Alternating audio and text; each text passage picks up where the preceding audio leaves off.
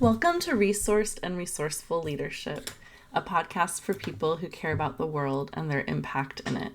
I'm your host, Dr. Christine Pettit. Thank you for listening in today. Today's episode is about how and why I became a life and leadership coach. I was reflecting on this recently because I just started working with a coach again, one-on-one, and I was thinking about walking you through my intake for that, like the goals that I'm working on right now, and some of what I'm working on in coaching, some of the practices and things like that. But I thought before I did that, I would actually back up a little bit and share how I got here and how I got connected to coaching overall. So when I started out with coaching, it was because it was offered to me through my role as hub manager of the Building Healthy Communities initiative in Long Beach, which is what then morphed into my role of executive director for Long Beach Forward. And I transitioned out of that role in 2021, 5 years ago and a few months. So at the end of 2020, beginning of 2021. So that's a long ways away, but you'll hear me talk about it from time to time on the podcast because it was one of those formative roles in my life and really shaping the trajectory of where I'm at right now as well. So I was really glad that I was part of this network of, we were called hub managers. Some of us the work evolved more into like an executive director type role. And in general, any of the organizations that last now beyond what was a 10-year initiative have morphed and shifted and in different ways in the different communities. But there were a handful of us. I cannot believe I don't know the exact number off the top of my head, but I'm pretty sure it was 14 sites throughout the state. Now I feel like I need to look that up really quickly. Yeah. Okay, I do know. So it was 14 California neighborhoods. It was a 10-year, $1 billion initiative by the California Endowment aimed at transforming 14 California neighborhoods facing health inequities. And so this was a well-resourced initiative. And as part of it, there was this recognition that hub managers were really supporting coalition dynamics in our communities, working with organizational partners. In my case, maybe there were around 30 formal organizational partners, but we worked with a ecosystem of 50 plus, and that included nonprofit organizations. It included more informal and like grassroots budding groups. It also, because we were focused on policy and systems change, included navigating government systems, our school board, our city council, and others, but those were two primary sites of focus since it was focused specifically on West and Central Long Beach. Certainly there was regional and statewide advocacy as well that was involved, and at times national, but it was very much a place-based initiative. And so anyway, in that role, I had 13 colleagues, which is where I really learned how valuable it is to have peers that you connect with, kind of share strategy with and learn from one another, but also just support each other in the ups and downs of leadership, whether that be internal or external dynamics. So I was really grateful that there was this space provided for hub managers to get together. We would get together in, I think, twice a year retreats, and then online. We met at least quarterly, basically, through the facilitation of the organization that we worked with, which is called Leader Spring. And part of what we received in terms of that leadership support was also coaching. So that was my first real exposure to coaching. Now that I think about it a little bit more, I think there are a few examples of ways that I've worked with people in the past that have integrated coaching elements to them, but this was really my first time working with a coach. And I can't really remember if the title for my coach was life coach or leadership coach. It tends to fall under the umbrella of life coaching, but I tend to talk about it as leadership coaching because of my particular orientation to both receiving and being the coach in these circumstances. So anyway, I was paired up with a coach. In my case, I ended up meeting with 2 coaches, got like a sample session with each of them, and then selected the coach that I ended up working with. Her name's Adriana Diaz, and I worked with her on and off for 5 years.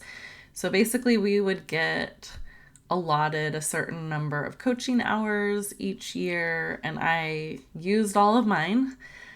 Some of the hub managers would not use all of theirs, and so then the hours got reallocated out, and I would either use them for myself, or there were times when I was able to use them for members of our team and get other staff coaching, because I came to see how valuable it was for me, and so it was something that I wanted to be able to support others in our team with as well. So there were a number of staff, because of my experience getting coaching, whether they got their hours through Leader Spring or it was something that we were able to build into our budget, because I did start building leadership development, including money for coaching, into our budget as well once I saw how valuable it was. I'm trying to think. I got connected to the coach pretty early on, because I remember reflecting really early on about like how I wanted to show up in the organization. It could also be that I did some writing in another space. I'm thinking about another thing that I was involved with right before I started.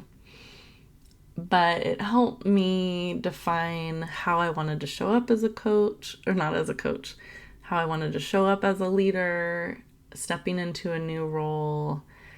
And it really became this place for me it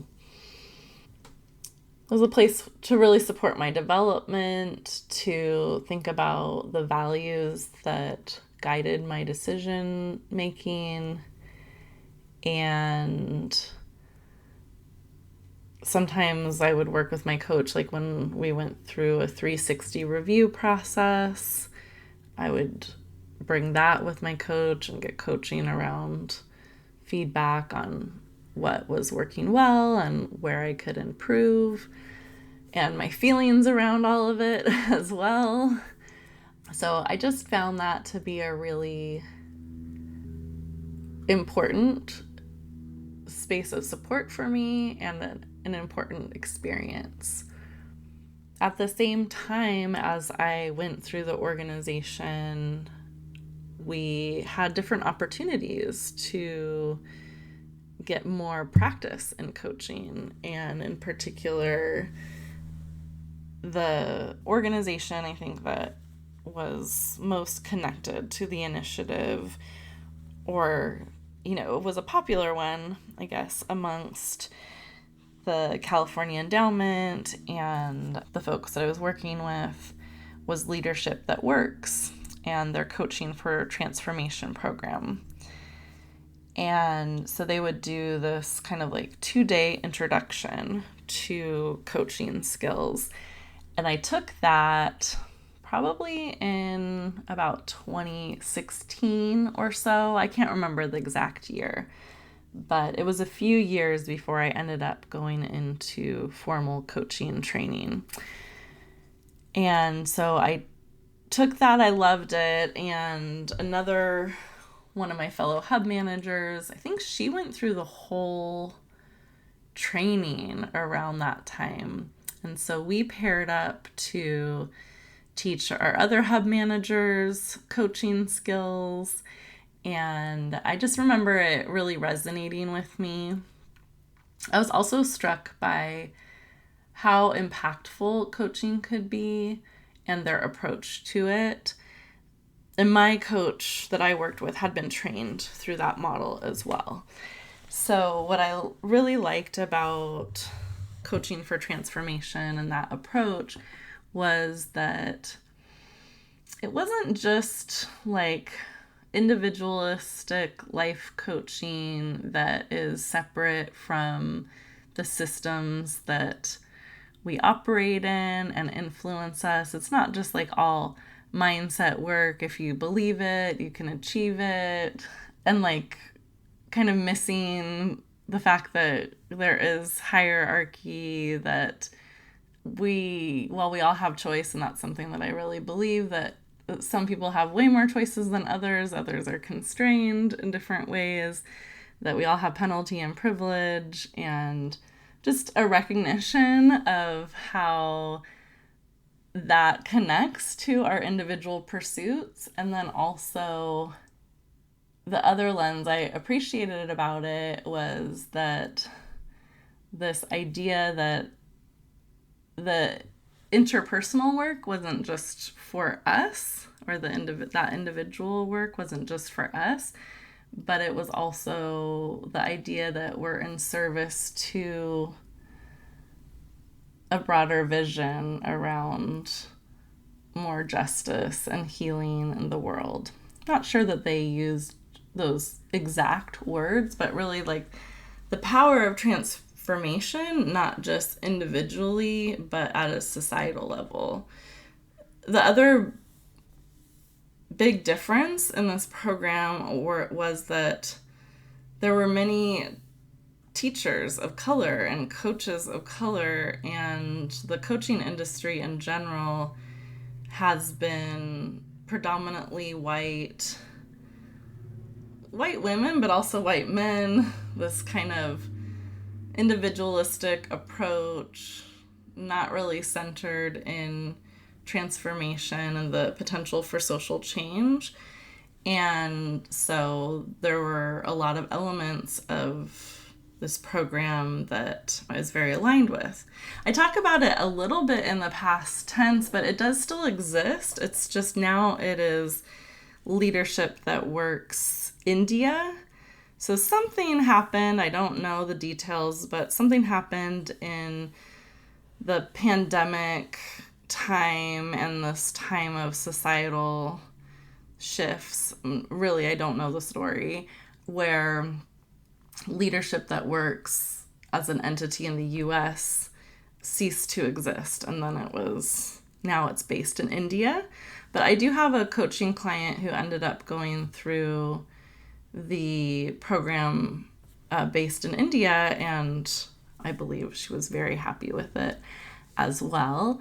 It still exists, just it's a different kind of incarnation, and I can't really speak to what that is right now.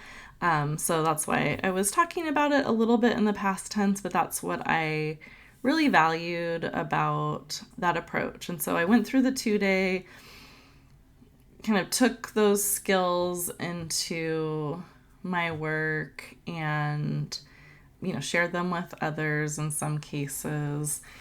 And I just always had in my mind that I wanted to do the full program, which is a 9-month certification program. But it was not the right time for many years. I've talked many times about that busy time in my life, being a new mom, being an executive director, and just being busy. In 2019, like early 2019, maybe even earlier, I started thinking about transition planning and started working on my transition plan out of Long Beach forward. And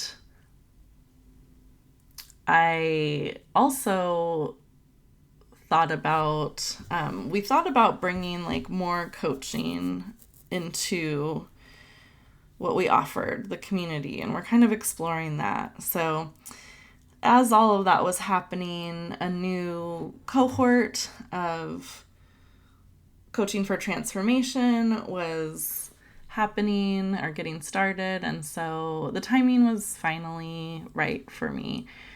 And I began that training in September of 2019. At that time, the program was in person and then hybrid, hybrid. So we would meet for these weekends in person, and it was cool. It was people from across the US, and we even had someone flying in from South Korea. So we would have these, I believe it was going to be 6 weekends together, and then we would have online classes and discussions on Wednesdays each week. And then we also had a mentorship program that was part of our, like, some mentorship requirements. So that happened. We had peer coaching with one another. We had coach partners that we would switch off coaching with. And we also had to have our own coach for, I think, 6 hours as part of that requirement. It was very intensive. It was at least 125 hours of education and more. I could pull up my old tracking sheet and share all the requirements, but I'm not going to do that right now. But I remember it was at least 125 hours, and I had 140 by the end of it. We had to also coach a certain amount on our own. And so really, like, they encouraged us after the first weekend to get started coaching people and making offers, working with clients. So it was like a very much like, okay, you have the skills, the basic skills you need right now to get started. And so at first it was like, I was coaching people for free and offering that. And then by the end of 2019, I got at least 2 clients from my free sessions, or it was like I was doing them in December of 2019, and then by January I had a few clients already, and they were paying half of what would become my coaching rate initially. So while I still had a lot more training to do, I was already off to the races starting my coaching practice, which was cool that they encouraged that. And I've heard from my earlier clients, like, wow, you just really had a knack for it. Yeah, they were like kind of surprised that I was just getting started. But I was very transparent with people about that. So that formal training, or that 9-month training, my teachers were Sara Jawade and Damon Azali Rojas. And they went on to found the coaching program, Coaching for Healing, Justice, and Liberation, which focuses on training BIPOC coaches, Black, Indigenous, people of color folks on coaching skills and liberatory coaching. So I definitely recommend them. I'm still able to be part of their network, which I'm really grateful for, and have gone to a couple of reunions, and I think they're doing awesome work. So anyway, it was their last, or we were their last cohort. And so we started out September 2019, met in person. And then we met again, I think, in December and then February. And so Valentine's Day weekend was the last weekend that we met in person. We were going to get together in March. And then, if you remember what was happening in March of 2020, the pandemic hit the US. One of my cohort mates she was in Washington State, which really got hit hard at first. So she was like, yeah, I don't think we'll be getting together in person. And she kind of first saw the writing on the wall. And then we ended up having to transition to online. It still ended up being like this incredibly generative and supportive space. I was so impressed by our teachers' ability to pivot, and they were supported by someone who did the tech behind the scenes, Henry. I want to say his last name is Way, but I may be mispronouncing.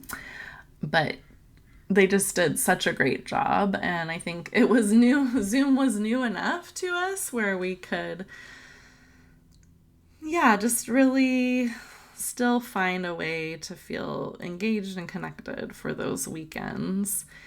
So anyway, I graduated that program in May of 2020 and had coaching clients and just, I was like, had some coaching clients. I was still working full time, now officially transitioning out of the organization. I think we announced it maybe June or July of 2020, but we knew from the beginning of the year. I had let the advisory board know that I planned to transition out by the end of the year. And so we're working on that. So I had a few clients that I was working with, and I thought when I left Long Beach Forward, I might go all in on a coaching and consulting practice. I ended up getting recruited into another position and decided not to at that time, but I kept coaching and I did some organizational consulting as well. And so I just kind of at least kept current with my coaching, which was great because I really love it. I find it to be incredibly fulfilling and just special. I'm grateful that I get to do it and that people entrust me to support them with their various goals and, just what they hold in their hearts and bodies and minds. I really feel grateful for it. And I really believe in coaching because of my own experiences, finding it to be incredibly supportive and to help me lead in ways that are grounded in my values and to give myself grace. I didn't always do that. And there were times where, as I learned more about coaching, I learned about different skills that were supportive of me. And in particular, I had some really powerful coaching by Sada, one of the teachers, around how I was showing up as a leader at Long Beach Forward in some challenging times. And just going through that whole process helped me transition out in a way that I'm proud of, that I'm still proud of 5 years later, or however many, 5 years. So I wanted to share a little bit too about coaching I've received. So it was paid for through kind of the California Endowment at one point. And then when I went through my own coaching program, when I went through the coaching program, I did pay a coach. I wanted the experience of working with another coach. So I actually paid to have another coach for a period of time. And I went through that process again where I talked to two potential coaches, landed on one. It's something that I do recommend. Sometimes I have people who come to me and they're just like, no, I read your bio, I talked to you, I want to work with you. That's awesome. I love that. And I also, very much support people exploring what is the right fit for them, who is the right fit for them. So in some cases, I'm talking to folks who are choosing between multiple people. But anyway, I worked with somebody, and I wanted to talk too about supporting parents specifically, and that was an area, it was early pandemic. I knew my experience as a parent. I knew how much support I needed, and so I talked with her about, I got coaching around moving into this next phase, like after Long Beach forward. And in particular, I remember one time, I was getting some coaching. I think it was in our practice call, which was what struck me as, so in our practice call, or I guess sample session, I know we call it like discovery call or exploratory call. There's different names for it. But in that session, she challenged me, okay, you want to do something with parents? Like, we kind of co-designed what the homework would be, and it would be to bring together folks, to invite people to be part of like kind of a supportive space for parents in the pandemic. And so she gave me a real short timeline for it, like within a week. She challenged me and I did it. I pulled together a group around like supporting parents in navigating uncertainty, and we did it on Zoom, of course, and it was a really nice turnout. It was a good experience for me, and so that's something that I appreciate in coaches, is a bit of challenge. I like a challenge. I like accountability. That's something I really appreciated about coaching. Is, for me, accountability isn't a heavy-handed thing. It's just somebody knows what my goals are, and I'm going to be checking in with them in a couple weeks. So it motivates me to do my homework or take the next step before I meet with them again. So I appreciate coaching from that perspective. So that was like during my program. Then I've done coaching exchanges where, particularly when I was practicing my parent coaching offer, I specifically did coaching trades with other coaches where I would get coaching on what I was working on, and they got coaching specifically around parenting and my particular approach to parent coaching, blended child development, mindfulness, and leadership coaching, because I do define leadership very broadly. I also hired a parent coach for myself. Recently, I did coaching supervision with Dewey Schott, and he runs a program called Supervision for Social Justice Coaches. So it's kind of like a cohort style, I think maybe 6 sessions, and we would alternate coming with topics that we wanted to get support around, and he helped to create a container with all of us where we could each provide some coaching to one another on a particular topic, whether it was something that was coming up in our coaching specifically, or like some of the topics I can think of are around helping clients who seem stuck or kind of revisiting particular topics, starting the coaching relationship closing the coaching relationship, celebrations, things that come up in coaching. So I found that to be really valuable, whether I was bringing a question, or I was hearing other people's questions and providing some perspective or some coaching from my own experience. And then most recently, I decided to sign up for coaching with Dewey, in part because he talked about his process of onboarding new coaching clients, and it's just like a really cool process. I was like, I want to experience that myself.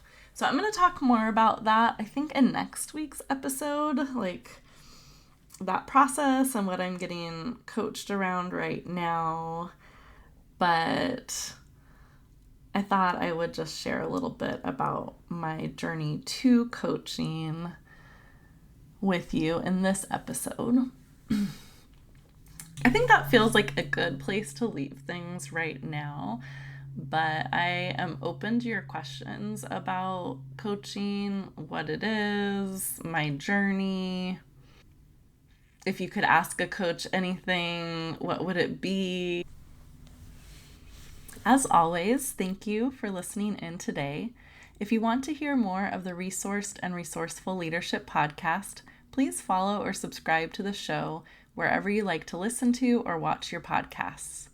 To support the show, please leave a 5-star review and share it with a few people who you think would appreciate it. Word of mouth is the way that podcasts grow, and you sharing it with others would mean the world to me. Also, please check out the link to SpeakPipe in the show notes. I'd love it if you left me a message, or you can contact me through my website if you would like. Thanks again, and take good care.